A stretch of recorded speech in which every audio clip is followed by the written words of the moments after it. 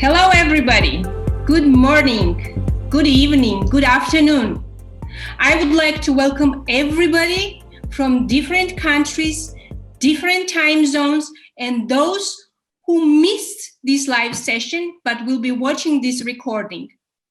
Based on your feedback and huge interest in the topic of digital transformation, we continue our live sessions and we'll talk about digital transformation in education today. I would like to say a couple words about today's organization and agenda. We will be having 45 minutes of session, then Q&A session for 15 minutes. Feel free to post your questions in a chat section. We'll be glad to answer them. I am Lela Machaidze. I am project management professional. I'm originally from Georgia, and I'm in project management field for more than 70 years, working with the different sectors. I'm passionate about project management. To see more about me, please visit my profiles on LinkedIn, Facebook, Instagram, where I'm posting interesting topics, tricks about project management, leadership, and other beneficial topics for you. I would like to thank all of you for your time attending today's meeting. Now I want to welcome a thought leader, champion, and big advocate of digital transformation in education, Vice-Rector of Innovations and Science Popularization at Ilia State University. She is a co-founder of company at Silicon Valley and a really big fan of digitalization all over the world. Hello, Nana. How are you doing today? Good. Hello, Lela. Good evening, good morning, everybody. Thank you very much for your kind words, Lela. It's my pleasure to be to talk with you and to be at this discussion. Oh, it's a pleasure. Actually, for the recent decades, after this pandemic and COVID-19, the economies struggle and world's economies are affected hugely, as well as the educational sector. So the studies show that about 1.5 billion students cannot really attend classes physically. So actually it's speeded up, the pandemic has speeded up the digitalization process. From your perspective, what is the high-performing digital educational ecosystem? What it means to you? Lela, you're totally right. Pandemic pushed us to digitalization, but these processes are started like long ago, like for couple decades, along with the development of tech. Of course, some countries like us, we were a little behind, but pandemic in this way helped us a little to push at least schools and also universities, but for universities it were easy to push through to using more tech tools and digital tools in education. So high-performing digital education system, it means digitally enhanced learning and teaching system that should use holistic approach to education and is consistent, coherent across all the levels of education, starting from kindergarten. And it uses highly elaborated data-based decision-making tools for everyday solutions or for strategy planning, and definitely should have very well-developed data and tech infrastructure. And we have a lot of steps to go to achieve that yet. Not only in Georgia, even every country struggled. I looked during pandemic. I was watching, experiences of U.S., European countries. Even very well-developed countries struggled in this way. It's very interesting. Actually, from your perspective, what has been done so far? To be more like specific, what are the steps planned for development, actually, that high-performing educational ecosystem? What are the steps that can be planned? So of course, this experience is different from country to country, right? Mm-hmm. Like Western countries had different experience because they were continuously developing for several decades along with the tech development. It was a little different for Asian countries that had this gap and then they speed up, right? And now they are really ahead with new tools, especially China with testing AI in education, like in very high scale, at very high scale level. For us, for former Soviet Union countries, it was a little more difficult because we had this gap for using the tech, right? Mm-hmm. Because usually every new tool and equipment in tech offers new possibilities to improve education, and other like Western countries, they had this evolutionary way. For us, there was gap, and then we transferred like new tools, but without having basic infrastructure. So we have the gap here because these developments, we have initiatives to move to, digital education ecosystem, high performing more or less, but usually these kind of initiatives and developments, they're sporadic, they're inconsistent, they're not driven from inside by like state strategy, but usually they're driven by international grants, international projects, or EU requirements. And during the last 15 years, we have seen a lot of interesting initiatives, but lacking the basic data infrastructure and national special data infrastructure, which is necessary for analyzing data in education. Tech skills of population, especially teachers, like public school teachers. These initiatives, they do not have the meaningful result yet. We are okay, but we can do much better. I say, and talking about, you mentioned AI in the education. Do you believe that AI is a good tool for providing good, decent knowledge to the students and the pupils? Mm-hmm. It's a very interesting question because in this case, AI is just a tool, right? It's not a tool, maybe it's an instrument to develop proper tools, to proper platforms and systems. We don't have yet like good systems. They can replace the teachers. They can replace human interaction. But still, we have some systems which have adaptive learning, which can adapt to the needs, more or less, to the needs of the learner. Of course, this is in basic development yet, but we know how tech develops. Once it starts through a slow moment, and then it speeds up very well. What I expect in like next 10, 15 years that with the development of neuroscience, we will understand. We still don't know what learning means, right? We have all the theories, but they are all at the surface. We can't go deeper yet. But with the development of neuroscience, now we can read better, brain impulses. There is Neuralink working on chip integrated in the brain. So with the development of neuroscience, we will know more and how the learning processes happen in the brain. And then we can adjust using AI and using machine learning, we can adjust the systems to the learner. We can introduce gamification into the system. And of course, there will be also virtual reality and augmented reality used. And in this case, AI will be irreplaceable. Which areas you think AR and VR will be more used? In which subjects do you think? So currently VR is used and AR also is used very well, for example, for surgeons, for pilots, for this kind of things where you need a lot of practice, but you can't have all this practice with real people and the real life situation, right? With military people are using it very well. And what we saw, and it's used also in education. I have seen examples, in US, in China, with like teaching history, biology, physics experiments, but the tech is not there yet.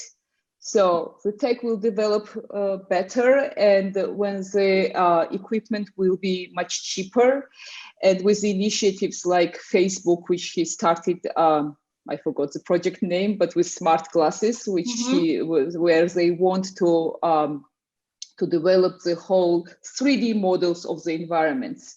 It will be much easier to introduce. Maybe it will replace more where you need to mimic the real life situations. So where you want to go like into the history as into the game, right?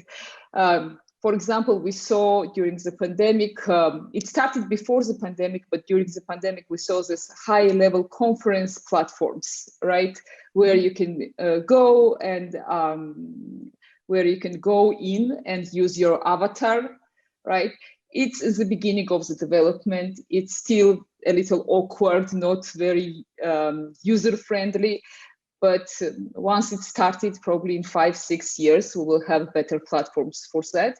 And I expect that the same platforms will be offered to students too.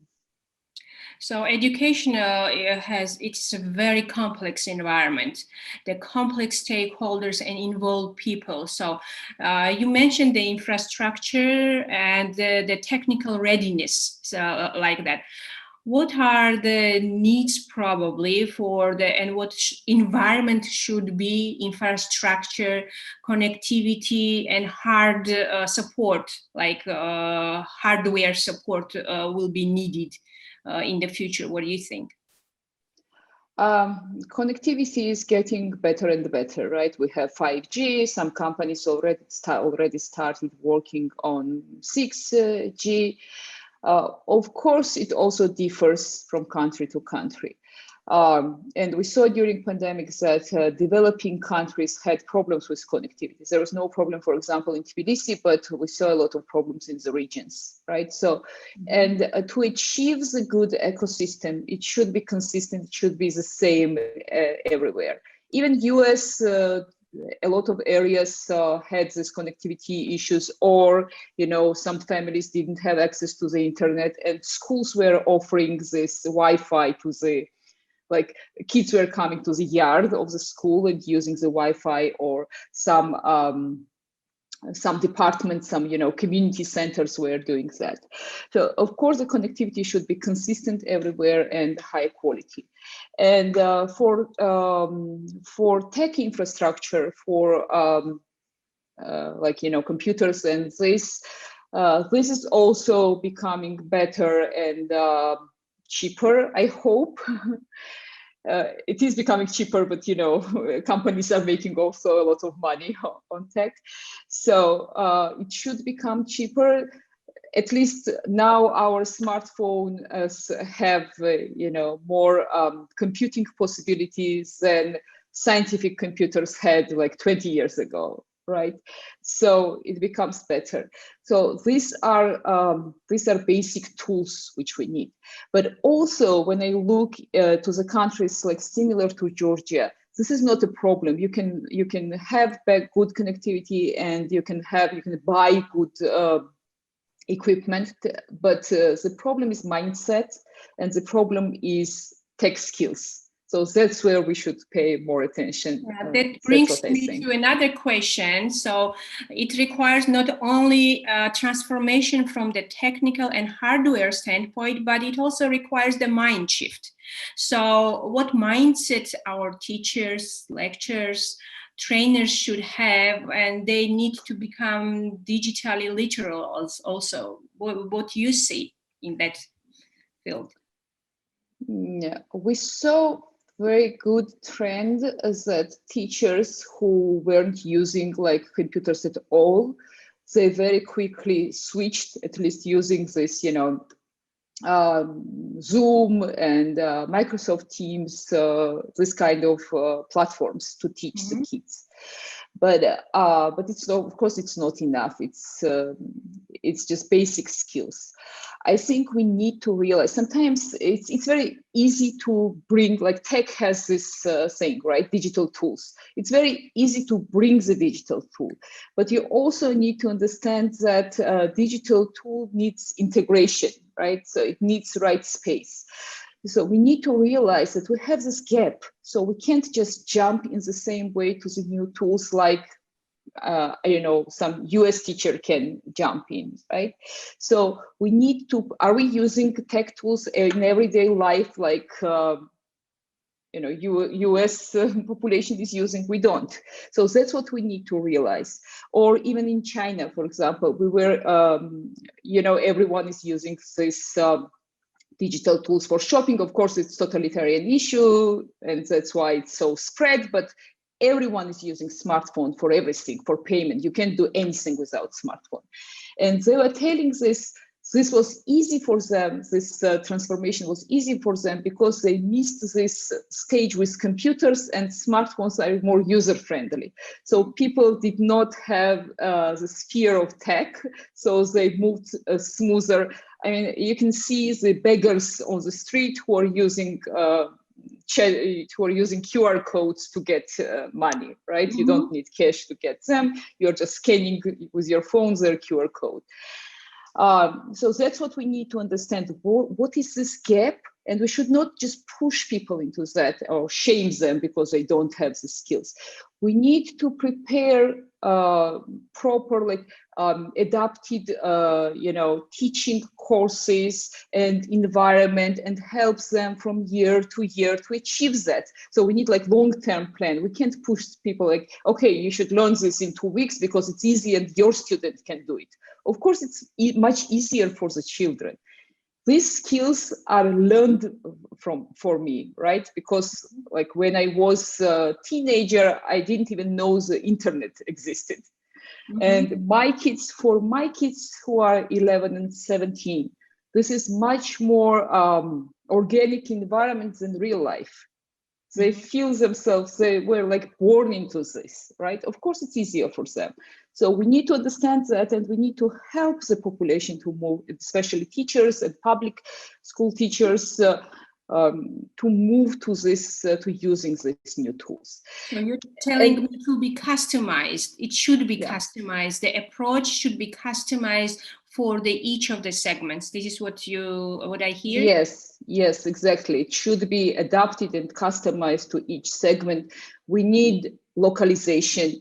People need to see tools, digital tools, in their own language. They should not have this language barrier. We should not ask them to understand things and to learn things on different language, right? On second language. And sometimes they don't even know English that well. So we need this mild approach if we want to achieve good results. Yeah, and actually, we are talking about the teachers in the regions, and there are different segments who are actually more savvy about tech approaches. So what do you think? What will be the right steps? I understand that we need to first find out what is the gap.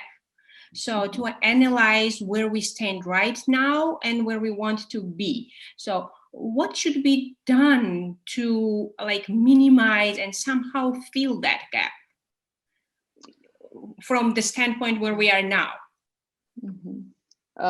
So are you asking specifically about the teachers, right? Absolutely, yeah. I have seen best examples during this pandemic, best examples of using tech. And it also helps that we have this Ministry of Education has this new school, so-called new school model, where it tries to implement these digital tools and teach the teachers how to use these tools in everyday learning. So first of all, as I mentioned, we need localization. So all these tools for teaching and developing curriculums or developing gamification, they should be in Georgian. So it will be much easier for teachers. Of course, it requires money, but I think it will be a good investment from the state. And next, what we need, maybe we need to introduce more mentorships, more social learning, because that's I believe that's how best people, especially people of my age, they learn better from each other. And we need to give them specific hours for that. The teacher can't have the same workload and also developing himself, right? So we need to assign specific hours for that, like help them to free up their workload, and also shows them how it will help them to make their work easier. Sometimes we see how using digital tools make harder people's lives, because they're just introduced, but not introduced with understanding what are the goals of the teacher. Like, digital tools should not be a burden on the teacher, but it should make their life easier. Yeah, I understand. And I think it will require, and I want to hear from you, will it require change and adoption in the methodology? Teaching methodology, not only for teachers, but for the students at the universities and at different grades. Yes, of course, learning, of course, online courses or, online teaching, it has totally different methodologies than face-to-face teaching. So actually that was a problem when we were pushed during this pandemic to move everything online. Everyone just copied because there was no time to develop. Like, to develop good online course, you need like several months, and not one person, you need like team. But no one had time for that, and we just basically copied face-to-face learning to online environment. And this doesn't work. So that's why there was introduced new term for that. It was called emergency remote teaching. Mm-hmm. Because it was emergency remote teaching, and no one expected to achieve the same results as with a well-developed online course. And of course, it requires change in teaching methodology. You need more gamification. You need to understand that we don't have the same cues and the same emotional connection, which helps us to remember things when we have in the face-to-face auditorium. So, and also we need to understand that now the student is sitting in front of the laptop, where he can in a second switch to more interesting thing for him. So we need like shorter time, we need more engagement, but this engagement should be done not in the same way as we're doing in face-to-face learning, but using more adaptive learning and more gamification. So we need to adapt not only methodology, but the content should be adapted, and it should be more involving. So it is for the students and as well as for the pupils in the schools. Yeah. What do you think? What are the basic skills that we need to teaching this our pupils to become more? You mentioned that the millennials and the Gen Z, are already really familiar and born with the internet and the digital technologies.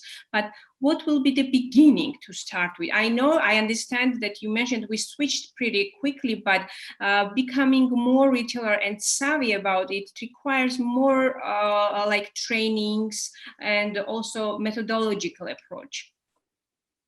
Yes, of course. So it's a very interesting question, because from one side, we see that kids are learning very quickly in preschool, right? You give them laptop, you give them tablet, right? iPad or something, or smartphone. They don't need an explanation. They just click. It's like exploring how, how Homo sapiens started exploring, right? They would just go, don't think, right? They just click, and that's how they learn.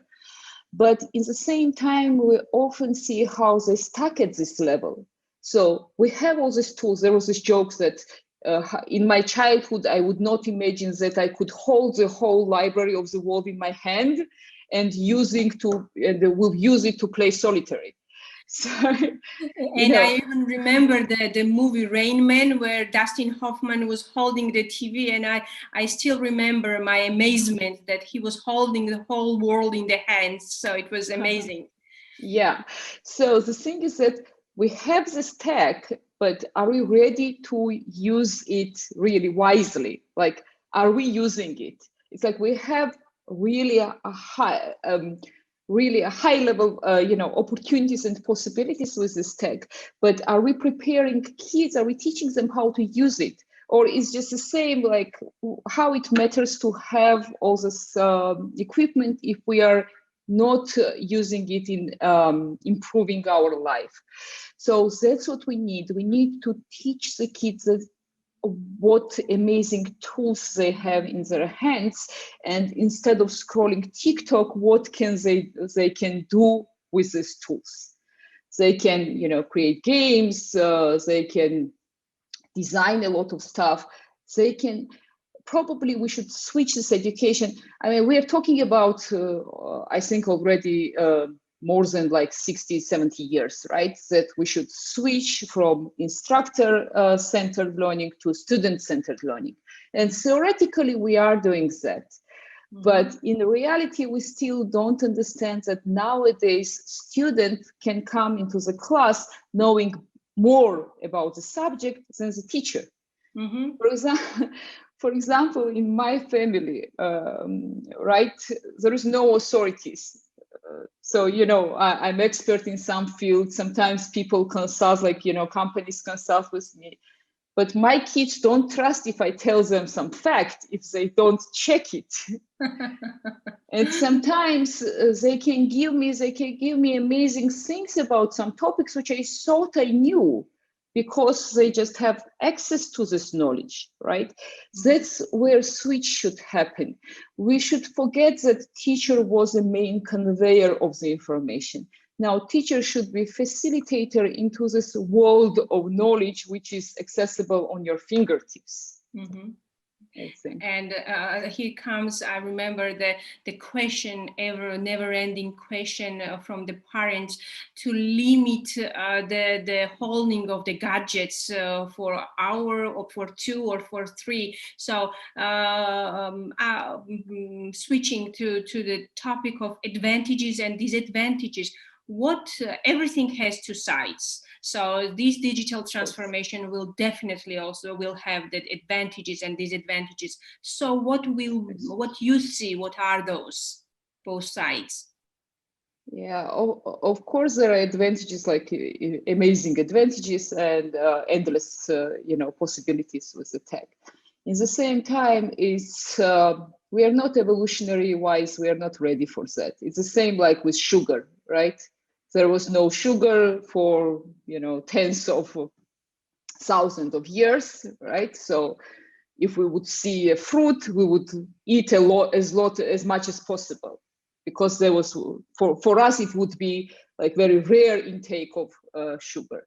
Now there is so much sugar, our brain still thinks that we need it.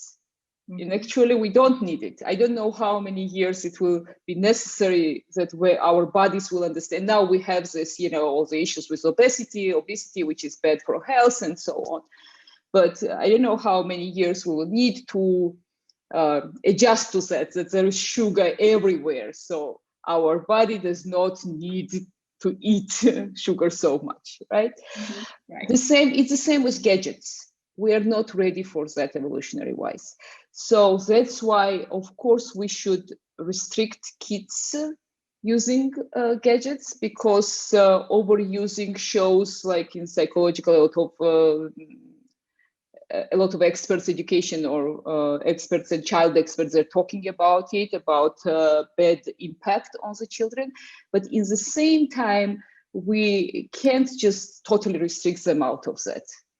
Right? There was a struggle. There was fight with video games. There was fight with gadgets. I think we lost this fight. We just need to adapt to it and use like consistent approach that will teach our kids how they can handle the gadgets better and not overuse it. I see. I'm not sure I answered your question. Actually, you well, answered but, it perfectly. For also what I see, it gives you the opportunity and advantage to globalize, and you can obtain knowledge for online courses from all over the world. And it saves you time. So you can, in seconds, enroll in the highest different educational platforms and obtain whatever knowledge you want to achieve. So it's just like there, you want to go there, you will get it. So it's very important. Actually, Gia, thank you for sharing the teaching tool, which brings me to another question. What is the best, from your opinion, teaching apps that you have used or are the best to use for teaching? It's a very tricky question because there are so many different apps and they all have their own, objectives. So it depends on the situation. Like, for example, like very small apps like Slido, I was using it in the classroom for quizzes, for small quizzes or for attendance, this kind of things. But there are also large learning management systems, right? And I also used several of them, which are necessary at the universities. So what I can compare for now, so I had best experience with Canvas LMS, which is currently used by SDSU Georgia, San Diego State University, Georgia, where I teach. I think for universities, that was the best tool I saw, like platform I saw. But I have also used like small cheap apps for gamification, for creating escape rooms. That are now it becomes more. We as a family, we love escape room, like real escape rooms. It's our most loved adventure in our family to go there. And now we see that escape rooms are moving more and more online. And during pandemics, there was this things that organizations for bonding, for bonding of employers, they could order online escape room experiences, like different experiences. So yeah, but I think still these platforms need more development, because now usually they're like, if you have like small app, it has restricted possibilities, and if you have big platforms, it has so many options that it's become overwhelming. So probably there will be more AI-based tools. Now they are using machine learning and some AI possibilities for data analysis or adaptation of quizzes to the learner, but maybe it will be better. Maybe it will be better in a couple years with more AI possibilities. Yeah, Georgi is mentioning here in chat different platforms. I have used. Yeah, I have used 70%. I think it's like 8 or 9 platforms. I have used 8 of them out of them. Yes. Interesting. So probably it all depends. It should be customizable. So I even thought that the syllabuses in the future can be also customized per student, or how the student is developing. Do you see this coming in digital transformation era? Yeah, definitely. I think education systems everywhere is like syllabus and curriculum wise, right? Or with all this formalized setting, they're a little slow to develop. But in the same time, we saw it in IT. It started more than like 10 years ago, right? People just started learning themselves, and companies saw that, okay, this person has the same skill set as some graduate, so he doesn't need diplomas, so I can accept and he can work here, right? And then this trend spread to other directions too. What I think this big educational systems like school, I'm not sure with public school systems, but at least maybe universities, they will understand that they need more adaptation to the student, that planning for 4 years something is too long for our time. And there will be more micro learning. these micro degrees, nano degrees, you know, when you can learn chunk here, chunk there, and you can combine it and like at your self pace, and then you can have some degree or you won't, but you will work on some projects. So I think we will see more micro learning and micro degrees. I see. And actually, the schools and universities, they are holding very big and important data about the students and pupils. How this information, first of all, is the data being appreciated and collected, and what data should be collected, and how this data can be used for the benefit of the student and the pupils? What do you think? I mean, we live in data-driven time, right?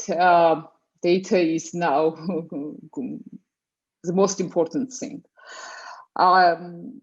I have seen very good examples by American universities in like a lot of research, how they're using the data to improve curriculums, to improve teaching methods. Of course, they're using this data also for admissions, for selection of applicants, and so on. At the same time, I can't really say that we are doing this on proper level in Georgia. We can do much better, I think. I have the feeling that some types of institutions still don't understand the strengths of data. So, for example, you know how it's how it's impossible to make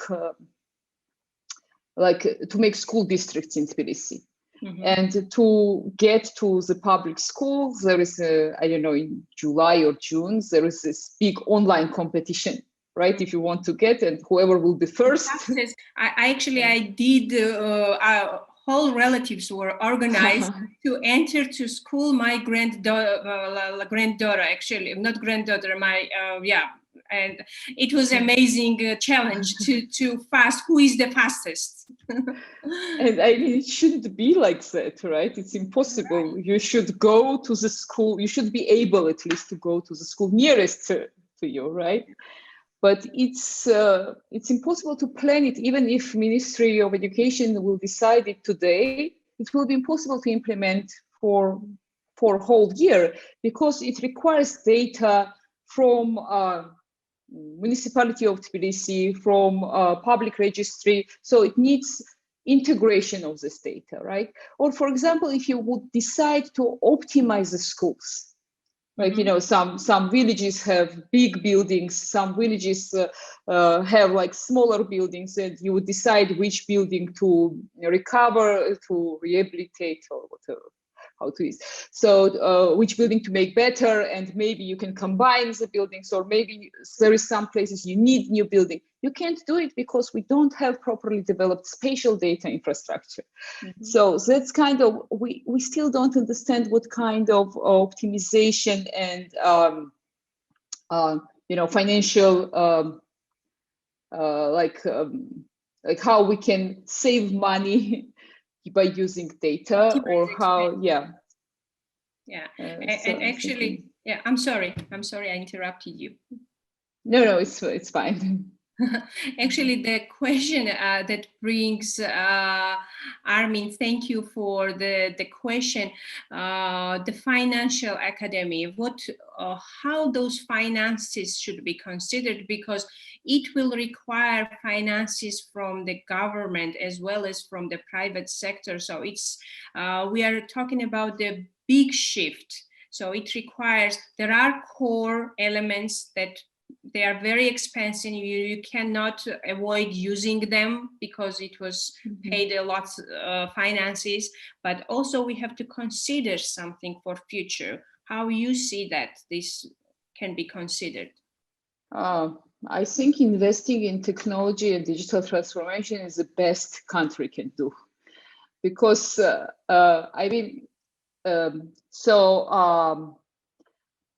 in the past, economy of the country depended on its military, right? Country would go and conquer someone and get all this money. Then it would depend on the industrial strength of the country, right? Now it all depends how smart country is. For example, if we take Estonia, which has like highest salary among highest average salary amongst the post-Soviet countries. So what happened there? When the Soviet Union collapsed, Estonia quickly decided on educational strategy.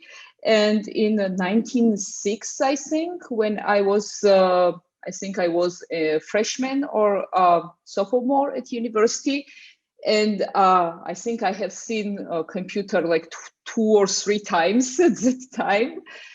Estonia, every school of Estonia had computer class. And look where they are now. That's why they're there, right? So and it becomes more and more like technology is the best country can do.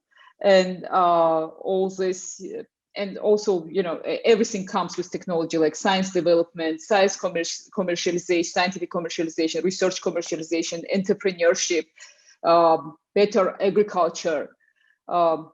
We were comparing that in California, like twice more people are working in agriculture than in total Georgia. Like around, probably in Georgia, it's 500,000 people, and in California, it's around 1 million. And they are creating the national gross product like 4,000 more than the whole national gross product in Georgia, because this agriculture is tech equipped. So that's how it brings money. So of course, country should invest into it, because it will bring much more money in very soon, in like 5-10 years.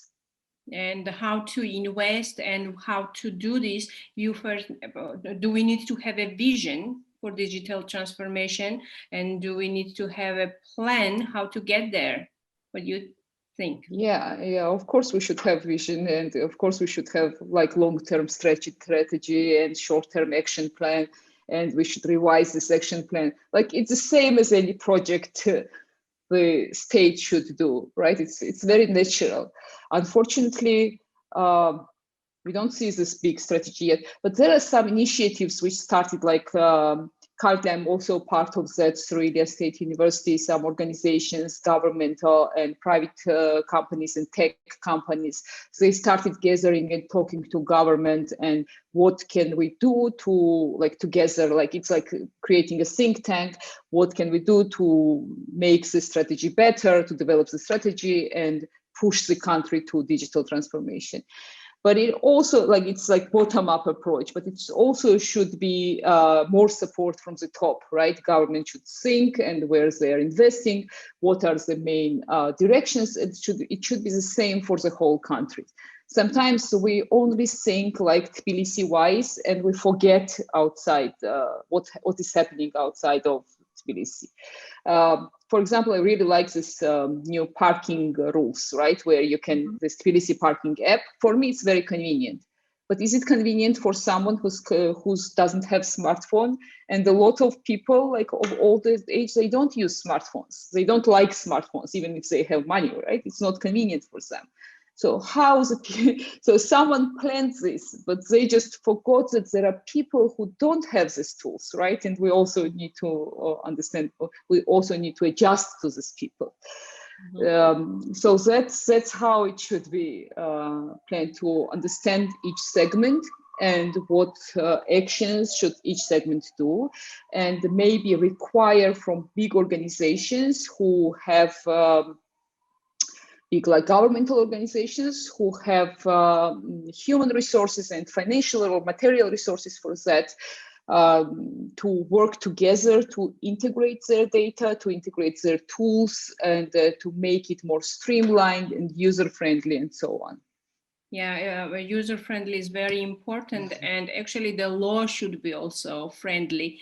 Actually, Gia, thank you for your comment about the law. You mentioned the law also probably will require some adaptation and adjustments, like, for example, online courses. Are they admitted? Currently, we don't have any, like for the bachelor level degree, we don't have any like law or standard which would allow us to accredit such program, because programs are accredited through EQE, it's Education Quality Enhancement Center, but as I know, they're working on such standard. To implement like fully online bachelor degree or maybe partially online. But we could offer some courses in between. I think I saw some question about the recognizing online certificates. Yeah. So I think if there is like certificate related to construction or which is like, or I don't know, maybe medicine or whatever, which is related to health and safety, maybe there should be professional organizations, like in US there is for civil engineers or for construction engineers or for electrical engineers. Even if they learned online, they need to pass some specific state exams. Maybe that would help, but of course it should be more adjusted to, you know, to current needs. Yeah. So we have used up 45 minutes, and thank you for very interesting topics shared in the chat. Salome, thank you for sharing the courses. Georgi, thank you for sharing the courses. So we are open to the questions from the audience. And if you have any questions, please raise the hand, and you will have a chance to ask those questions. So in interim, I will probably ask you one more additional question before somebody will chime in. What do you think? Are teachers, lecturers, and trainers involved in development of the vision of the digital transformation in education? Should they be involved, and what their role should be in this process? Of course, they should be involved, as any constituents should be involved in some, matters. Their stakeholders, they need their approach, their experience is very important, and they should share their experience, and the new tools or new platforms should be first tested on them. Sometimes they're involved if there are, for example, Erasmus type projects which help in this digital transformation. Usually teachers or lecturers are the people who are doing that. Or what I have seen during the pandemic and during this new school model, some very innovative teachers, creative teachers, once they learned these tools, they were doing a lot of gamifications, they were creating small animations, so this kind of things. That's their involvement. But usually when like government decides something, they don't go to or even in big organization, when management decides something, they don't usually go to the lowest link and don't involve them in the decision making. And I think it should become more horizontal, because that's the people who will use the tools most, right? So the tools should be adjusted to them. So I think the education will spread not stay within the frames of school and universities and institutes, but it will also just break the boundaries, and it will require the citizens' development. So how do you see, is there a role for the government and for the universities in this field? It's actually a very interesting You mentioned question. the app that I'm also using for the application for the parking. So what do you think, how this can be done? and what steps can be done? Yeah, it's a very interesting question because these tools also give you possibility of engagement and involvement. Like Google Maps was developed like that, right? Not the platform, but all the data was crowdsourced. Like most of the data was crowdsourced. And as this crowdsourcing, I'm thinking about it a lot. These crowdsourcing opportunities are amazing. For example, when they were starting, I think it was 2003 or 7 or something, I don't remember exactly.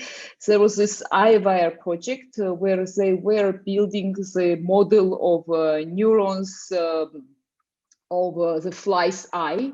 So it required a lot of working. So this scanned pictures, like slice of the eye were there. So someone needed to connect.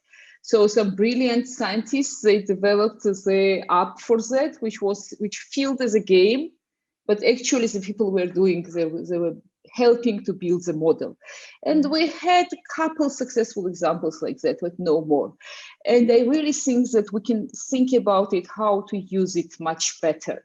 Because, you know, we're playing so much. And if during this play we can do something useful, if we can direct this entertainment to something useful, I think it will help a lot.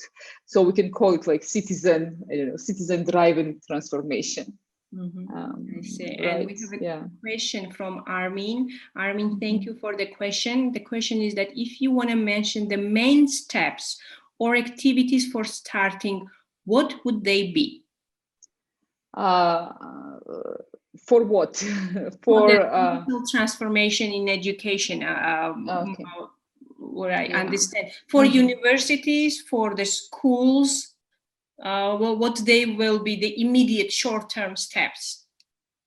So for immediate short-term steps, what I see at the school levels, what I see is the main problem is that we still are using the same the same models of teaching as we were using like in my childhood. So basically there are no big changes which should be with the introducing the technology. Of course, schools need, but it's easy. You can do it like in 2-3 months, right? If you have money, schools need proper equipment, proper connectivity, but this is the easiest thing to do. The more difficult would be transforming the program. For example, what do you think, how do you think the students at public schools are now learning ICT? You know,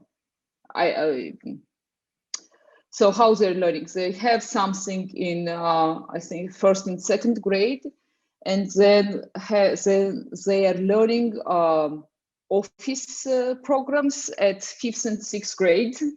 Like you need to teach any kid how to use PowerPoint. You don't. You're just showing them a couple examples. They know how to use it, right? But that's what we are doing. And currently they're introducing in upper grades, say, like basics of computing. But we're very late with that. We are like at the stage what Estonia was 20 years ago, right? So we need not private schools, of course, and not some, strong public schools, but I'm talking about 70% of the schools in Georgia.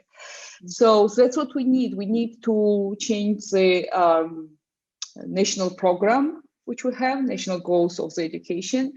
I'm not sure I'm translating it English correctly, but you know what I mean. This curriculum, the main curriculum, right?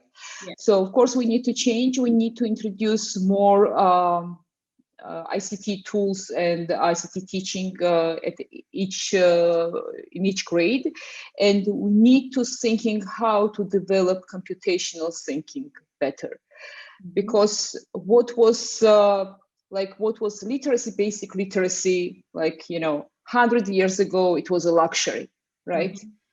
70 years ago or something, before it was then it was privilege. And now it's impossible to live. You can't live without knowing writing and reading, right? Now, computational thinking becomes that, because everything is data-based, and you need to make this decision. You need to make you need to decide what health insurance to take, what kind of loan you can take from bank, what you will need to pay. So people with computational thinking, they have advantage. In 10, 15 years, this will be like, it will be impossible living without that. Like abstractions, this logical reasoning, spatial reasoning, all this will be necessary just to live on the basic level. So that's what we need to pay attention to. And of course, computing. Thank you. Thank you. So we have another question too for Armin. Is in Georgia, Tbilisi, any company that gives consultation about implementing such a system for an international financial academy? So do we have companies that give consulting in this direction? I think there are a couple. I don't know exactly like company wise, but there are there are some tech companies who are doing that. There are some experts who are involved as consultants. Usually, I have seen some couple examples. I know. So, International Financial Academy, is this some institute, or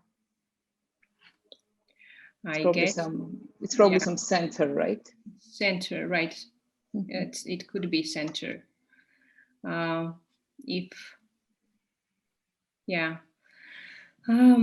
Most likely. I think the answer to the Army's question is that yes, there are several, and they most likely can be Googleable. So the question usually I ask myself, how we lived when there was no Google? So I honestly don't know how we lived, and I think how to Google is a skill we should teach kids, like how to Google properly and how to fact check, and all this with all this fake news and disinformation, like checking your sources. It's a rule in my family. When my kid comes up and says, "Oh, some guy at YouTube on YouTube said that something, and there is something sensational," okay, go and find the source for that. I'm sending him. So that's what we saw so many misinformation and fake news related to vaccination, related to COVID, right? So yeah. And actually also what I see, Salome shared very good, nice link about the similar projects about crowdsourcing. And actually that brings me to another idea of increasing awareness of different projects running in the countries, and coordinating those projects, and kind of setting up the unified one platform where those projects can be shared and outcomes of those projects can be shared. And Georgi just wrote a question: is there any network that you are part of, people who are involved in the digital transformation in education from different countries? Is there any network, Nana, for this? Probably there is like networks. I'm part of a couple projects, like international projects, and there is establishing network currently in Georgia, and I'm part of that too. But I'm not part of any like formal network which directly works in digital transformation. And it's a good idea. Maybe I should go and look up for that. Excellent. And actually we had posted the poll, and I want to share the results of the poll to everybody's. How we are, the question was, where do you see your own organization currently when it comes to becoming more digital? So the majority actually answered with the answer that we are right on schedule when it comes to being. So 50% answered. So the 33% answered we are behind schedule when it comes to being, and then 70% that we are not even becoming digital. It's a small number. I mean, you can't make conclusions out of 6 answers, but still, exactly. yeah. Exactly, and actually, it will be nice to see. What is the intel and maturity of the organizations and compare the public and private. I'm sure the private sector is probably more mature.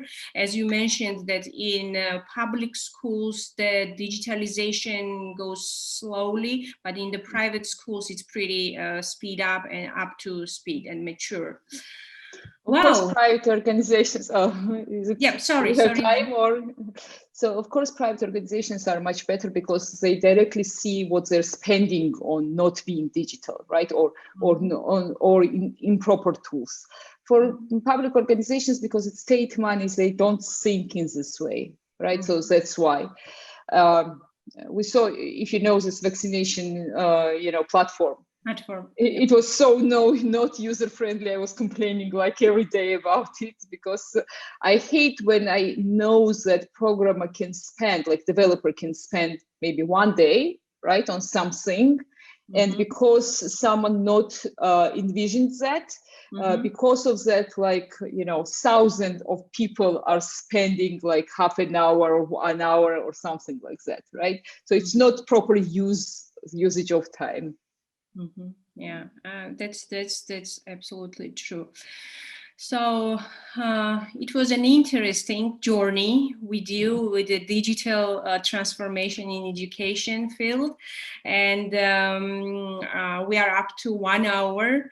I would like to thank everybody for your readiness and attendance to this live meeting, and thank you, Nana, for this very interesting discussion. And feel free, everybody, to follow me on my LinkedIn or social media platforms, where I'm posting different tips and tricks about project management and bring the topics which are interesting for you. Also, after the live, we will be sending the survey of the meeting to improve the quality of these live sessions, to get your feedback about this meeting, and we will be posting this recording of the meeting so you and your colleagues and friends can see it later on. Thank you very much for your involvement, and have a nice rest of the day. Thank you, Lela, very much for inviting me for this interesting talk, and thank you very much for doing for everything that you are doing to develop better management systems and better management, platforms in this country.